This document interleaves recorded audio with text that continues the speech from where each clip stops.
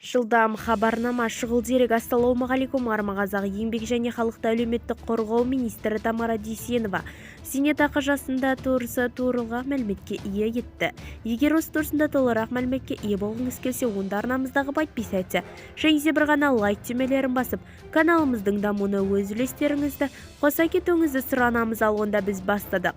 Еңбек және халықты әлеуметтік қорғау министрі Тамара Дүйсенова зейнет жасын төмендетуге қарсы емес екенін айтты деп хабарлайды stan.kz ақпарат агенттігі. Тамара Дүйсенова зейнет жасы 58 жасқа дейін төмендету бойынша Қазақстан әйелдері қорғалысының өкілдеріменен кездесті.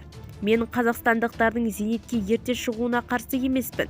Бізде қазірдің өзінде зейнетақы аннуитеті рәсімдегі және зейнет демалысына 55 жастан шығуға мүмкіндік бар.